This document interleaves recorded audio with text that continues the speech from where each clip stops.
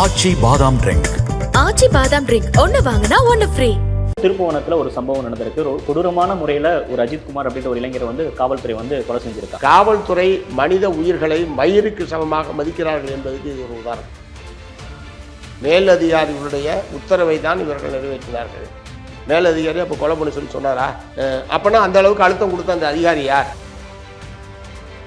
CM என்ன பண்றாரு? சிஎம்மோட கவனத்துக்கு உட்பட்டு தான் இதெல்லாம் நடக்குதா அப்படின்றது கேள்வியா முன்வைக்கப்படுது. இல்லை, அதான் இந்த மாதிரி சம்பவம் நடந்தோடனே சம்பவத்துக்கு காரணமான அதிகாரிகள் மீது உடனடியாக கடுமையான நடவடிக்கை எடுக்கப்பட்டு தண்டிக்கப்பட்டிருந்தால் இந்த மாதிரி சம்பவங்கள் நடக்காமல் இருப்பதற்கான வாய்ப்பு இருக்கு. நாம் சட்டத்துக்கு விரோதமாக நடந்து கொண்டால் தான் தண்டிக்கப்படுவோம் என்கிற அச்சம் காவல்துறை அதிகாரிகளுக்கு வரலாம். சட்டப்படி செயல்படுவதற்குத்தான் தங்களுக்கு அதிகாரம் வழங்கப்பட்டிருக்கிறது என்பது அவங்க உணரணும். அந்த கார் யாருக்கு சொந்தமானது? அந்த 2 பெண்கள் வந்தாங்களா, அந்த கார் யாருக்கு சொந்தமானதுன்றதை யாருமே சொல்ல மாட்டேங்கிறாங்க. அந்த நகை இப்போ எங்கே இருக்கு? அது இது வரைக்கும் வெளியே வரல. இதெல்லாம் தமிழ்நாடு அரசாங்கத்துக்கு மிகப்பெரிய கெட்ட பெயரை தமிழ்நாடு மக்கள் மத்தியில் ஏற்படுத்தும்.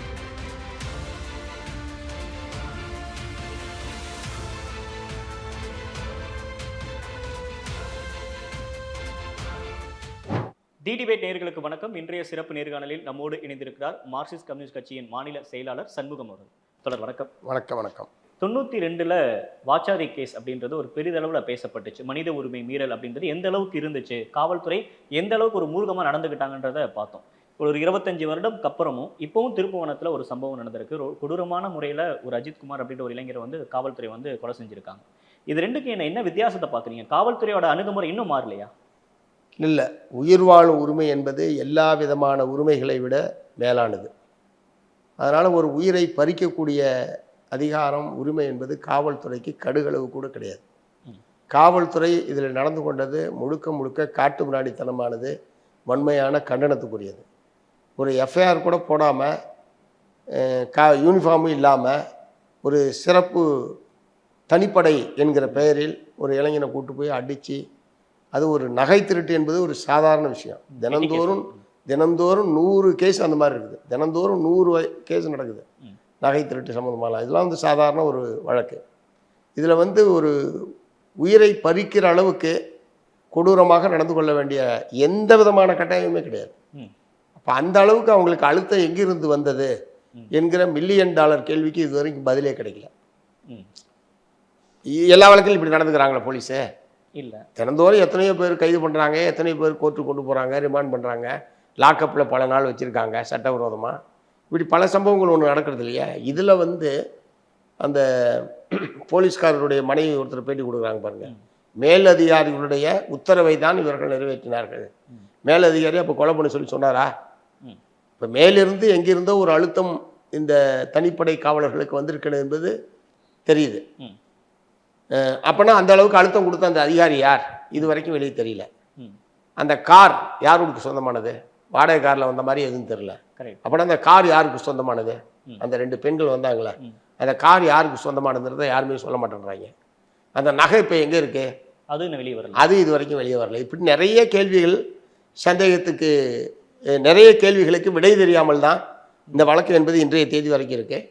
ஸோ இந்த சூழ்நிலையில் முதலமைச்சர் அவர்கள் இதை சந்தேகம் வரக்கூடாது, காவல்துறையினர் சம்பந்தப்பட்டிருப்பதனால் இந்த வழக்கில் பின்னாடி எதுவும் சந்தேகம் வந்துவிடக்கூடாது என்பதற்காக, ஒரு நேர்மையான முறையில் விசாரணை நடக்க வேண்டும் என்பதற்காக சிபிஐ விசாரணைக்கு உத்தரவிடுகிறேன் என்று நேற்று மாலை அறிவித்திருக்கிறாரு. அது சிபிஎம் சார்பாக நாங்கள் வரவேற்றிருக்கிறோம்.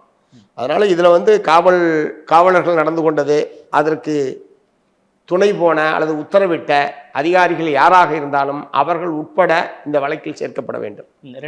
அதே மாதிரி இந்த பெண்கள் உண்மையிலே தான் புகார் கொடுத்தாங்களா, உண்மையிலேயே நகை போச்சா என்பது உட்பட இப்போ அது ஒரு சந்தேகத்துக்குரிய ஒன்றாகத்தான் வருது. இந்த நகை இருந்ததுன்னா அப்போ அந்த நகை எங்கே போச்சு, நகை இல்லாமலேயே பொய் புகார் கொடுத்தாங்கன்றது உட்பட இப்போ வந்துக்கிட்டு இருக்கு. அதனால் இதில் நிறைய கேள்விகள், விடை தெரியாத கேள்விகள் இருக்கக்கூடிய நிலையில் அது சம்மந்தமான மத்திய புலனாய்வுத்துறை விசாரணைக்கு பிறகு தான் இறுதியான முடிவுக்கு வர முடியும். பட் எப்படி இருப்பினும் காவல்துறை மனித உயிர்களை மயிருக்கு சமமாக மதிக்கிறார்கள் என்பதுக்கு இது ஒரு உதாரணம். என்ன காரணம்? ஏன் காவல்துறையில் ஒரு மாற்றமே இல்லை? காவல்துறை என்றாலே அடிப்பது, உதைப்பது, எல்லாரையும் விட தாங்கள் மேலானவர்கள் என்கிற ஒரு மேலாதிக்க குணம், தங்களுக்கு எல்லா விதமான அதிகாரமும் இருப்பதாக அவர்களாக கருதி கொண்டு இத்தகைய அத்துமீறலில் ஈடுபடுவது என்பது தொடர்ந்து நடைபெறுகிறது. இப்போ திராவிட முன்னேற்ற கழகம் ஆட்சிக்கு வந்ததற்கு பிறகு 24 போலி மோதல் கொலைகள் என்பது நடந்திருக்குது. ஓகே. 24 போலி மோதல் கொலைகள் நடந்திருக்கிறது. இதுக்கெல்லாம் என்ன பதில் சொல்ல முடியும்? இவங்களுக்கு என்ன ரைட் இருக்கு? காவல்துறை அதிகாரிகளுக்கு ஒருத்தரை சுட்டுக் கொள்வதற்கு என்ன அதிகாரம் இருக்கு? எவ்வளோ பெரிய குற்றவாளியாக இருந்தாலும், பயங்கரவாதியாக இருந்தாலும், தீவிரவாதியாக இருந்தாலும் அவங்களுக்கு பூரா கொண்டு போய் நீதிமன்றத்தின் முன்னால் நிறுத்தி ட்ரையல் பண்ணி சட்டப்படி தண்டனை பெற்று தருவதுக்கு தான் அவங்களுக்கு ரைட் இருக்கே தவிர, இவங்களாக ஒரு போலி மோதலை சித்தரித்து இவர்கள் நினைத்தால் யாரை வேண்டுமானாலும் சுட்டுக் கொள்ளலாம் என்கிற முறையில் நடந்து கொள்வது என்பதெல்லாம் காவல்துறை அத்துமீறி நடந்து கொள்வதாக அர்த்தம். இது வந்து தமிழ்நாடு அரசாங்கத்திற்கு பெருமை சேர்க்கக்கூடிய விஷயம் அல்ல. இதெல்லாம் தமிழ்நாடு அரசாங்கத்துக்கு மிகப்பெரிய கெட்ட பெயரை தமிழ்நாடு மக்கள் மத்தியில் ஏற்படுத்தி தந்திருக்கு. காவல்துறை இப்படி செயல்படுறாங்க அப்படின்னா அதற்கான தார்மீக பொறுப்பு முதலமைச்சருக்கும் தானே இருக்கு. நிச்சயமாக அதுக்கான பொறுப்பாளர், அதுக்கான அந்த அமைச்சர் என்கிற அந்த துறைக்கான அமைச்சர் என்கிற முறையில் அவர் அதுக்கான ரெஸ்பான்சிபிலிட்டி அவருக்கு இருக்க தான் செய்யுது. ஆனால் ஒவ்வொரு சம்பவத்தையும் நேரடியாக அவர் தலையிட்டு இருக்க முடியுமா அப்படின்னு கேட்டால் நிச்சயமாக அவரால் தலையிட்டு இருக்க முடியாது. ஆனால் ஒரு சம்பவம் நடந்ததற்கு பிறகு பின்னாடி அதுக்கு பிறகு இப்படி ஒரு சம்பவம் நடக்காமல் இருப்பதற்கான எல்லா விதமான முன்னெச்சரிக்கை நடவடிக்கைகளை எடுக்க வேண்டியது அரசாங்கத்தினுடைய பொறுப்பு. ஏன்னா எதனால இந்த கேள்வி வருதுன்னா தோழர், கிட்டத்தட்ட 2021 இவங்க ஆட்சிக்கு வந்ததுலேருந்து இன்ன வரைக்கும் ஒரு 24க்கு மேற்பட்ட லாக்அப் டெத் நடந்திருக்கு. நீங்க சொன்ன மாதிரி 23 என்கவுண்டர்ஸ் நடக்குது. அப்படின்றப்ப சிஎம் என்ன பண்றாரு? சிஎம்மோட கவனத்துக்கு உட்பட்டு தான் இதெல்லாம் நடக்குதா அப்படின்றது கேள்வியா முன்வைக்கப்படுது. இல்லை, அதான் இந்த மாதிரி சம்பவம் நடந்த உடனே சம்பவத்துக்கு காரணமான அதிகாரிகள் மீது உடனடியாக கடுமையான நடவடிக்கை எடுக்கப்பட்டு தண்டிக்கப்பட்டிருந்தால் இந்த மாதிரி சம்பவங்கள் நடக்காமல் இருப்பதற்கான வாய்ப்பு இருக்குது. இப்போ உதாரணத்துக்கு பல்பீர் சிங்னு இந்த பல்புடுங்கி பல்பீர் சிங், அவருக்கு வந்து ப்ரொமோஷன் கொடுத்து திரும்ப அப்பாயின்மெண்ட் போட்டாங்கன்னு நினைக்கிறேன். அதாவது விசாரணைக்காக வந்த ஒருத்தருடைய பல்ல புடுங்கிறதுன்றது என்ன சாதாரண விஷயம்? அது எவ்வளோ பெரிய மனித உரிமை மீறல். அவருக்கு என்ன ரைட் இருக்குது? அந்த ஐபிஎஸ் அதிகாரி பல்பீருக்கு அவருக்கு வந்து ஒரு குறிப்பிட்ட ஒரு கண் துடைப்பு மாதிரி சில மாதங்கள் அவரை வந்து வெளியே வச்சுட்டு திரும்ப அவருக்கு வந்து போஸ்டிங் போட்டாங்க. இது மாதிரி பல்வேறு என்கவுண்டர்களில் எந்த அதிகாரியுமே தண்டிக்கப்படல.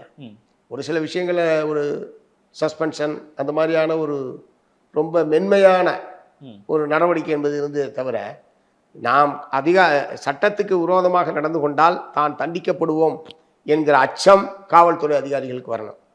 சட்டப்படி செயல்படுவதற்குத்தான் தங்களுக்கு அதிகாரம் வழங்கப்பட்டிருக்கிறது என்பதை அவங்க உணரணும். அதனால் போலீஸ் கொள்கையில் ஒரு மாற்றம் வேணும்.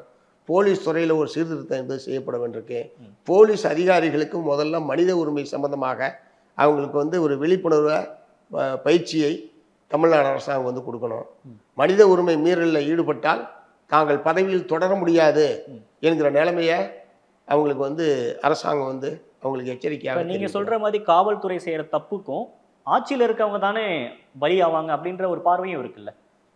இல்லை, சில அதிகாரிகள் வந்து இப்போ பல்பீர் சிங் சொல்கிறேனே, பல்பீர் பல்புடிங்கி அவர் வந்து அரசாங்கத்தை பற்றி கவலைப்பட்ட மாதிரி தெரில. அவர் இந்த மாதிரி ஒரு சில பேர் வந்து கடுமையான நடவடிக்கை, சில பேர் வந்து ஒரு கொடூரமான, அதாவது எல்லாவற்றை விட மேலான அதிகாரம் கொண்டவர்கள், நாம் என்ன செஞ்சாலும் நம்மளை ஒன்றும் பண்ண முடியாது அப்படின்ற ஒரு மனநோய்க்கு ஆளாகிக்கிற ஆள் மாதிரி தான் இருக்காரு அவரெல்லாம் பார்த்தா, அந்த பல்பீர் சிங்லாம்.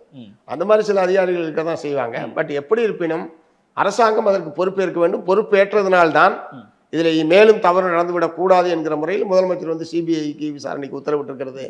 பாதிக்கப்பட்ட குடும்ப உறுப்பினர்கள்ட்ட தொலைபேசியில் பேசி அவர் வந்து மன்னிப்பு கேட்டது சாதாரண விஷயம் கிடையாது. இல்ல, பட் இதுக்கு முன்னாடி எத்தனையோ சம்பவங்கள் நடந்திருக்கு. 2 லாக்அப் டெத் அப்படின்றது இந்த பிரச்சனைகளை நம்மளால புரிஞ்சுக்க முடியுது. ஒரு 24-25 லாக்அப் டெத் நடக்குது அப்படின்றப்ப அது உண்மையிலே ஒரு சீரியஸான விஷயமா அட்ரஸ் பண்ணியிருக்கணும்ல. முன்கூட்டியே திமுக அதற்கான ஒரு நடவடிக்கை எடுத்திருக்க வேண்டியது. நிச்சயமா அதுதானே நாங்கள் திரும்ப சொல்றோம். காவல்துறை எந்த ஒரு நபரையும், அவர் எவ்வளவு பெரிய குற்றவாளியாக இருந்தாலும், அவர்களை காவல்துறை தானாகவே இந்த மாதிரியான என்கவுண்டர் செய்வது அல்லது அடித்து துன்புறுத்தி கொலை செய்வது போன்றவற்றுக்கு அவர்களுக்கு எந்த அதிகாரமும் கிடையாது. அதை மீறி அவர்கள் செயல்படுகிறார்கள். அத்தகைய குற்றத்தில் சம்பந்தப்பட்ட அதிகாரிகள் யாராக இருந்தாலும் அரசு தலையிட்டு நடவடிக்கை எடுக்கணும். இன்னொன்று உங்க மேல கடுமையான விமர்சனம் நேற்று நீங்க கொடுத்த அந்த பிரஸ் மீட்ல இருந்தே ஆரம்பிக்குது. அவர் வந்து லாக்அப் டெத்தில் வந்து இது ஹார்ட் அட்டாக் வந்தனால தான் உயிரிழந்தாரு அப்படின்னு நீங்கள் ஒரு செய்தி வந்து ப்ரெஸ் மீட்டில் பேசுகிறீங்க. ஒரு கேள்வி கேட்குறாங்க, அந்த கேள்விக்கு வந்து நீங்கள் பதில் சொல்கிறீங்க. உடனடியாக என்ன விமர்சிக்கப்படுறாங்க அப்படின்னா, வாட்ஸ்அப் செய்தியை வந்து படிச்சுட்டு வந்து சண்முகம் அவர்கள் பேசுகிறாங்க அப்படின்னு உங்கள் மேலே விமர்சனம் முன் வைக்கிறாங்க. சமூக வலைதளத்தின் மூலமாகவே அதுக்கு பதில் சொல்கிறாங்க. காலையிலிருந்து அது வந்து சமூக வலைதளங்களில் காலையிலிருந்து முதலமைச்சர் இப்படி சொன்னார் என்கிற செய்தி போயிட்டுருக்கு. நான் வந்து தமிழ்நாடு மலைவாழ் மக்கள் சங்கத்தின் சார்பில் நடைபெற்ற மலைவாழ் மக்களுடைய மாநிலம் தழுவிய கோரிக்கை போராட்டத்துக்காக தான் நாங்கள் போயிருக்கேன். என்னுடைய பேட்டி முழுக்க மலைவாழ் மக்கள் இன்றைக்கு எதிர்நோக்கி இருக்கக்கூடிய அல்லது அந்த போராட்டத்தில் முன்வைக்கப்பட்ட கோரிக்கைகளில் மத்திய மாநில அரசுகளை விமர்சித்து தான் என்னுடைய பேட்டி பூரா இருந்தது. ம். பேட்டியினுடைய நிறைவில் ஒரு நிருபர் கேட்குறார், ம். திருப்புவனம் இளைஞர் அஜித்குமார் அடித்து கொலை செய்யப்பட்டது சம்பந்தமாக கொலை அந்த சம்பவம் சம்பந்தமாக முதலமைச்சர் இப்படி தெரிவித்திருக்கிறாரே அப்படின்னு அவர் கேட்குறாரு. முதலமைச்சர் அப்படி தெரிவித்த கருத்து ஏற்புடையதல்ல. இருப்பினும் முதலமைச்சர் அப்படி சொல்றாரு, நாங்கள் வந்து அடித்து கொலை செய்திருக்கிறார்கள் என்று சிபிஎம் நாங்கள் ஏற்கனவே நேற்றைக்கு அறிக்கை வெளியிட்டிருக்கோம். முதலமைச்சர் சொல்றதும் இருக்கட்டும், நாங்கள் சொல்றதும் இருக்கட்டும், நீதி விசாரணைக்கு உத்தரவிடுங்க. அவர் சொன்னது பொய்ன்னு நான் சொல்ல, நான் சொன்னது ஏற்றுக்கணும்னு அவசியம் இல்லை. உயர்நீதிமன்ற நீதிபதி தலைமையிலான விசாரணைக்கு உத்தரவிடுங்க என்பதுதான் அந்த பேட்டி. இதுல என்ன குற்றம் குறை காண முடியும்? பட் இருந்தாலும் காலையிலேருந்து மறுக்க, அதாவது இந்த பேட்டி கொடுத்ததுக்கு பிறகுதான் அது என்ன சொல்றது, ஃபேக்ட் செக் அப்படின்றதே மதியானம் 3 மணிக்கு மேலே தான் வருது. ஓகே. அதுக்கு பிறகுதான் அந்த தரப்புல இருந்தும் என்கிட்ட வந்து முதலமைச்சர் அப்படி சொல்லன்றத திராவிட முன்னேற்ற கழகத்தின் தரப்புல இருந்து என்கிட்ட தெரிவிச்சாங்க. அதுக்கப்புறம் நாங்கள் அதுக்கு ஒரு இந்த மாதிரி இது உண்மை இல்லை என்பதை தெரிந்து கொண்டேன். நடந்தது என்பதை உடனடியாக ஒரு விளக்கம் சமூக வலைதளத்தில் ஒரு விளக்கமும் கொடுத்தாச்சு. அதை நானும் பார்த்தேன். பட் இருந்தாலும் ஒரு ஸ்டேட் செக்ரட்டரியா இருக்கிறாரு அப்படின்றப்ப அவருக்கான ஒரு ரெஸ்பான்சிபிலிட்டி அப்படின்னு ஒன்று இருக்கு இல்லையா? அதை தெரியாம அவர் இப்படி பிரஸ் மீட்ல பேசுவாரா அப்படின்னு திமுகவில் இருக்கவங்க விமர்சிக்கிறாங்க.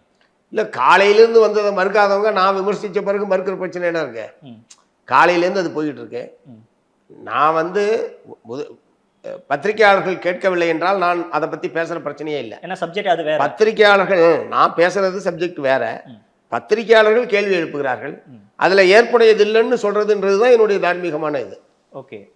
அவர் சொன்னாரா இல்லையான்றதை நான் சொல்லணும், அவங்க தான் மறுக்கணும். அவர் சொல்லணும், நான் எப்படி மறுக்க முடியும்?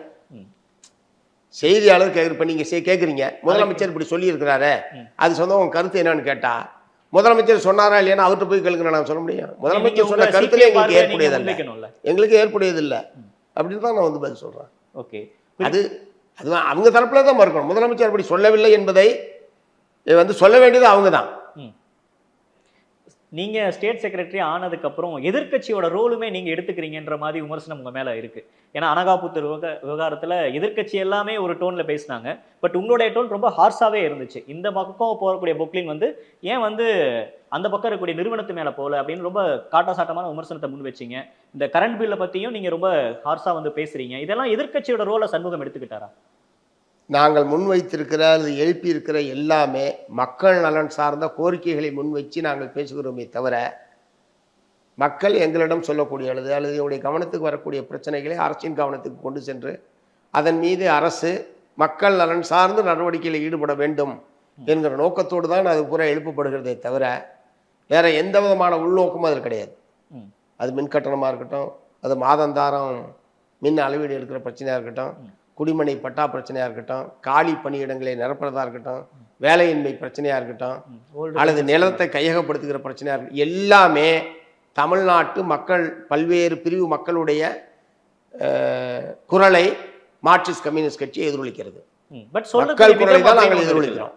சொல்லக்கூடிய விதம் அப்படின்னு ஒன்று இருக்குல்ல, அதாவது சொல்லக்கூடிய விதம்னா அழுத்தம் திருத்தமாக சொல்றது குற்றமா? அதாவது நான் வந்து கோரிக்கையில தெளிவாக இருக்கேன்.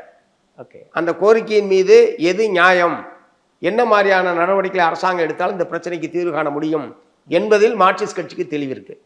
அதை தெளிவாக நாங்கள் வெளிப்படுத்துறோம். அதுல என்ன சொல்லுகிற விதத்தில் உங்களுக்கு எதிர்கட்சி சொல்ற ஒரு டோனும் கூட்டணி கட்சிகள் சொல்ற டோனும் வெவ்வேறு இல்லை. நிச்சயமாக எதிர்கட்சிகள் அப்படி யாரும் சொல்லவே இல்லை. ஏன் நீங்களா சொன்னதா சொல்றீங்க? எதிர்கட்சியில இல்ல நான் கேட்கிறேன், எதிர்கட்சியில யாராவது அனகாபுத்தூர்ல இப்படி என்ன நான் பேசுற மாதிரி பேசினாங்களா? இல்ல. அப்புறம் எதிர்கட்சி சொல்றதை நான் சொல்றேன்றீங்க. மார்க்சிஸ்ட் கம்யூனிஸ்ட் கட்சி சுயமாக குறிப்பிட்ட பிரச்சனையின் மீது கட்சியினுடைய நிலை என்ன என்பதை வெளிப்படையாக நாங்கள் தெரிவிக்கிறோம். அரசாங்கம் அதில் இருக்கிற நியாயத்தை புரிந்து கொண்டு அதுக்கு அட்ரஸ் பண்ண வேண்டியது ஆட்சியாளர்களுடைய பொறுப்பு. அவ்வளவுதான். அதுல எதிர்கட்சி என்ன சொல்றாங்க, இன்னொரு கட்சி என்ன சொல்றாங்கன்றதை பத்தி எங்களுக்கு பிரச்சனை இல்லை. மார்க்சிஸ்ட் கட்சியினுடைய சுயேட்சையான நிலைப்பாட்டில் இருந்து எங்களுடைய கருத்துக்களை, எங்களுடைய கோரிக்கைகளை நாங்கள் வெளிப்படுத்துறோம். மக்கள் பிரச்சனைகளை அட்ரஸ் பண்றதா ஒரு பிரதானம் அப்படின்னு பாக்குறீங்களா? அதுதான் உண்மை. நிச்சயமாக அரசியல் கட்சியினுடைய மிக அடிப்படையான கடமை அது. கம்யூனிஸ்ட் கட்சிகளுடைய மிக அடிப்படையான பணி அது. வேற யாருக்காக நாங்க இருக்கோம்? சில பேர் எம்எல்ஏ ஆகிறது, சில பேர் எம்பி ஆகிறதுக்காக சிபிஎம் இருக்கு கிடையாது. தொழிலாளிகள், விவசாயிகள், விவசாய தொழிலாளர்கள், சாதாரண அடித்தட்டு மக்களுடைய வாழ்க்கையில் ஒரு முன்னேற்றம் ஏற்பட வேண்டும் என்பதற்காக பாடுபடக்கூடிய மார்க்சிஸ்ட் கட்சி மார்க்சிஸ்ட் கம்யூனிஸ்ட் கட்சி. தேர்தல் இடையில வரும் போகும். தேர்தலுக்காக மக்கள் நலனை அல்லது தொழிலாளி வர்க்கத்துடைய நலனை விட்டுக் கொடுக்கிற பிரச்சனையே இல்லை. அந்த அடிப்படையில் தான் எங்களுடைய குரல், மக்களுடைய குரலை தான் நாங்கள் ஒழிச்சுக்கிட்டு இருக்கிறோம். பட் ஆனா நீங்க வைக்கக்கூடிய விமர்சனம் அப்படின்றது மக்கள் சார்ந்த பிரச்சனைகளை பேசுறீங்க, மக்கள் சார்ந்த விமர்சனங்களை நீங்க அரசாங்கத்திட்ட எடுத்துட்டு போறீங்க. ஆனா அது அவங்க சைட்ல இருந்து அதை ரிசீவ் பண்ணிக்கிறதுக்கு அவங்க அதை ரொம்ப ரொம்ப மென்மையா அதை அவங்க பார்க்கல நீங்க சொல்லக்கூடிய விமர்சனங்களை. இல்லை, அதாவது கீழ்மட்டத்தில் இருக்கிற சில தலைவர்கள் என்ன சொல்கிறாங்கிறது எனக்கு பிரச்சனை இல்லை. ஓகே, முதலமைச்சரோ மற்ற அமைச்சர்களோ நாங்கள் எழுப்பக்கூடிய கோரிக்கைகளில் நியாயம் இல்லைன்னு இது வரைக்கும் யாரும் சொல்லல. ஒரு தவறான கோரிக்கையை சண்முகம் எழுப்புகிறார், இந்த கோரிக்கை நியாயம் இல்லை அப்படின்னு யாரும் பதில் சொல்லியே. அதனால வந்து அவங்க நிராகரிச்சுட்டாங்க, எதிர்க்கிறாங்கன்ற பிரச்சனையே எங்களுக்கு வரல. எல்லாமே மக்கள் நலன் சார்ந்தது. எங்கள் கட்சி நலன் சார்ந்து கூட நாங்கள் எதையும் எழுப்பலை, மக்கள் நலன் சார்ந்தது தான். எதையாவது ஒன்று இது தேவையற்ற பிரச்சனை, இது வந்து இந்த கோரிக்கை வந்து ஒரு நடைமுறை சாத்தியமற்றது அப்படின்ற மாதிரி எதையாவது சொல்லுங்கள், நான் அதுக்கு உரிய விளக்கத்தை தர்றேன், எப்படி சாத்தியம்னு சொல்கிறேன். இப்போ 2026 தேர்தலை பொறுத்த வரைக்கும் எல்லா கட்சிகளும் வந்து லாஸ்ட் டைம் என்ன சீட் வாங்கினோமோ அதில் அதிகப்படியான இடங்களை வாங்கணும் அப்படின்றது எல்லா கட்சிகளோட கோரிக்கையும் இருக்கு. நீங்களும் அதை தான் வந்து வலியுறுத்தி பேசுறீங்க. அதிக சீட்டு வாங்குற அளவுக்கு சிபிஎம் களத்தில் என்ன பண்ணுச்சு அப்படின்ற மாதிரியான ஒரு விமர்சனமும் இருக்குல்ல. இத்தனை ஆண்டு காலம் சிபிஎம் என்ன பண்ணுச்சுன்றதுக்கான விளக்கம் என்ன உங்களுக்கு? என்ன பண்ணலை, இதுக்கு பதில் சொல்லுங்க. சிபிஎம் என்ன பண்ணலை? தமிழ்நாட்டில் இருக்கக்கூடிய எல்லா பிரிவு மக்களுடைய கோரிக்கைகளையும் உள்ள குமுறல்களையும் உடனடியாக களத்தில் போய் நின்று அந்த மக்களுக்காக நிற்கக்கூடிய கட்சி மார்க்சிஸ்ட் கம்யூனிஸ்ட் கட்சி. இதை யார் ஏற்றுக்கிறாங்களோ இல்லையோ மக்கள் ஏற்றுக்குவாங்க. நீங்கள் வேணால் ஒரு சர்வே எடுங்க அல்லது கீழே போங்க, எந்த பிரச்சனையாவது சிபிஎம் வந்து இதில் கருத்து சொல்லலை, இது கண்டுக்காமல் விட்டாங்க அப்படின்ற மாதிரி எதாவது ஒன்று சொல்லுங்கள். ஆகவே இன்றைக்கும் எந்த சுயநலம் இல்லாமல் மக்கள் நலனுக்காக சமரசமற்று போராடக்கூடிய கட்சி மார்க்சிஸ்ட் கம்யூனிஸ்ட் கட்சி என்பதை கூரையில் மேலே நின்று கூவி என்னால் சொல்ல முடியும். கூரையின் மேலே நின்று கூவி என்னால் சொல்ல முடியும். அதில் எங்களை விட முன்னணியில் இன்னொரு கட்சி இருக்கே அப்படின்னு யாராலும் சொல்ல முடியாது. தமிழ்நாடு முழுக்க நீங்கள் பலதரப்பட்ட பயணங்கள் செய்கிறீங்க. ஒன்று மக்கள் பிரச்சனைகள் சார்ந்து, அதுக்கப்புறம் கட்சியோட வளர்ச்சி அப்படின்னு சொல்லிட்டு பயணத்திலே இருக்கீங்க. களம் எப்படி இருக்குது 2026 தேர்தலை பொறுத்த வரைக்கும்? 2026 தேர்தல் பணிகளை பல்வேறு கட்சிகளும் துவக்கிட்டாங்க. அதிமுக, திமுக, சிபிஎம் தொடங்கிடுச்சா? எல்லாமே துவங்கிட்டாங்க. சிபிஎம் வந்து எங்களுக்கான பலமான தொகுதிகள் எது என்ற முறையில் எங்களுடைய பணிகள் என்பது துவங்கியிருக்கு. பொதுவாகவே மாநிலம் முழுவதுமே இப்போ சமீபத்தில் ஜூன் மாதம் 11ஆம் தேதியிலேருந்து 20ஆம் தேதி வரைக்கும் ஒரு 10 நாள் மக்கள் சந்திப்பு பிரச்சார இயக்கம் என்பது நாங்கள் நடத்தியிருக்கோம். அதில் வந்து மக்கள் இன்றைக்கு எதிர்நோக்கக்கூடிய பல்வேறு பிரச்சனைகள் அல்லது மத்திய அரசாங்கம் கடந்த 10-11 ஆண்டுகளாக கடைபிடித்திருக்கக்கூடிய கொள்கைகள் விளைவாக மக்களுக்கு ஏற்பட்டிருக்கிற பாதிப்புகள், மாநில அரசாங்கம் மக்கள் நலன் சார்ந்து நிறைவேற்ற வேண்டிய கோரிக்கைகள், இவற்றை வற்புறுத்தி தான் அந்த 10 நாள் பிரச்சார இயக்கம் என்பதை நாங்கள் நடத்தியிருக்கோம். பல்லாயிரக்கணக்கான கிராமங்களுக்கு மார்க்சிஸ்ட் கம்யூனிஸ்ட் கட்சியினுடைய ஊழியர்கள் நேரடியாக போய் மக்களை சந்தித்து அவங்களுடைய குறைகளை கேட்டிருக்கோம், அவங்களுடைய குரலை கேட்டிருக்கிறோம். மத்திய மாநில அரசுகள் சம்பந்தமாக மக்களுக்கு இருக்கிற எதிர்பார்ப்புகள் இது எல்லாவற்றையும் இது பண்ணியிருக்கோம். இது தேர்தலினுடைய ஒரு பகுதி தான். களம் உங்கள் கூட்டணிக்கு தான் சாதகமாக இருக்கிறதா பார்க்குறீங்களா? இப்போ பாஜக, ஏடிஎம்கே இது ரொம்ப அதாவது ப்ரீமெச்சூர் கொஸ்டினாக இருக்கலாம். பட் ஆமாம், ஏன்னா இன்னும் 7-10 மாதம் இருக்குது தேர்தலுக்கு. இன்னும் ஒரு 10 மாதம் கிட்ட இருக்குது. அநேகமாக அடுத்த ஏப்ரல் தான் தேர்தல் வரும். அநேகமாக ஒரு 10 மாதம் கிட்ட இருக்குது.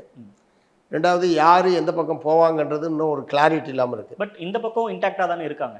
ஏற்கனவே இருக்கிற அணி இந்த பக்கம் இருக்குது. எதிர்பக்கம் யார் யார் போகிறா, யார் யார் இன்னும் சேர போகிறா, அல்லது அதுலேருந்து யார் பிரிய போகிறா என்பதெல்லாம் இன்னும் ஒரு கிளாரிட்டி இல்லாத நிலையில் முழுக்க 100% இப்படித்தான் சாதகமாக இருக்கிறது என்ற ஒரு முடிவுக்கு இப்போ வர்றது என்பது இந்த கேள்வி கேட்குறேன் அப்படின்னா, தொடர்ந்து திமுக தரப்புல முதலமைச்சர் மு க ஸ்டாலின் அவர்கள் பேசுகிறப்ப 200+ அப்படின்றத எங்கள் டார்கெட் அப்படின்னு சொல்கிறாரு. ஸோ அந்த அளவுக்கு டார்கெட் அடிக்கிற அளவுக்கு களத்தில் மக்களோட அந்த அன்பு இருக்கா அப்படின்னு நான் கேட்குறேன். இல்லை, அதாவது அவங்கள பொறுத்த வரைக்கும் அவங்களுக்கு கிடைக்கக்கூடிய தகவல்கள் அல்லது அவங்களுடைய கட்சி கீழ்மட்டத்தில் இருக்கக்கூடிய தலைவர்கள் சொல்லக்கூடிய தகவல் அல்லது உளவுத்துறையினுடைய தகவல் போன்ற பல விஷயம் பல வகையிலேயும் முதலமைச்சருக்கு தகவல்கள் கிடைப்பதற்கு வாய்ப்பு இருக்குது. அந்த அடிப்படையில் அவர் சொல்லலாம். பட் அந்த அளவுக்கான நிலைமைகள் அப்படி சாதகமாக இருக்கா அப்படின்னு சொல்கிறதுல யார் எந்த பக்கம் சேர்றாங்கன்றதை பொறுத்து இருக்குது. ஓகே, அந்த கூட்டணி தான் இதை முடிவு பண்ணணும்னு சொல்கிறீங்க? நிச்சயமாக கூட்டணியினுடைய பலம்தான் எந்த ஒரு அணியாக இருந்தாலும். முதலமைச்சர் அவர்கள் மதுரையில் நடந்த அவங்களுடைய பொதுக்குழு கூட்டத்திலே சொல்லியிருக்காரு, கூட்டணியுடைய பலம் தான் நம்முடைய அடிப்படை அப்படின்றத முதலமைச்சரை ஏற்றுக்கொண்டிருக்கிறார். அதே மாதிரி எதிர் தரப்புலையும் கூட்டணிக்கு பலரும் வருவாங்க போவாங்கன்னு அவங்களும் சொல்லிட்டு இருக்காங்க. யார் அங்கே போய் சேர போகிறா என்னன்றதெல்லாம் தெரில. வேறு சில கட்சிகள் நம்ம முடிவை எடுக்காமல் இருக்காங்க. ஸோ அதனால் தேர்தல் நெருங்குகிற போது அணியினுடைய பலம் எப்படி இருக்கிறது என்பதை பொறுத்து தான் தேர்தல் முடிவுகள். இப்போ உருவாகி இருக்கக்கூடிய அதிமுக பாஜக அலையன்ஸ் ஒரு ஃபார்மிடபிள் அலையன்ஸாக நீங்கள் பார்க்கல? நிச்சயமாக இப்போ இருக்கிற நிலைமையில தான் சொன்னால் நிச்சயமாக அவங்கள தோற்கடிக்க வேண்டும் என்பது எங்களுடைய முதன்மையான நோக்கம். பிஜேபி அதிமுக சந்தர்ப்பவாத கூட்டணியை வரக்கூடிய 2027 தேர்தலில் எப்பாடிப்பட்டாவது முறியடிக்க வேண்டும் என்பது எங்களுடைய அடிப்படையான நோக்கம்.